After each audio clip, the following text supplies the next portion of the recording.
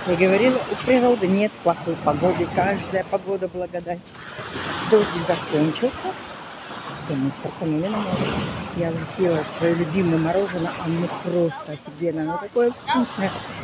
Вкус сыра, он маленький, но вот прям реально наслаждаешься. Сегодня море, кстати, вообще шикарное. Сейчас немножко прогуляюсь, потом купаюсь, потом сок тростниковый. В общем, все круто, все прекрасно. У нас 28 градусов. А слава богу, что нет солнца. Но оно все равно просвечивает, загореть можно спокойно. Поэтому будем осторожны. Самое главное, без фанатизма. Хорошего всем дня.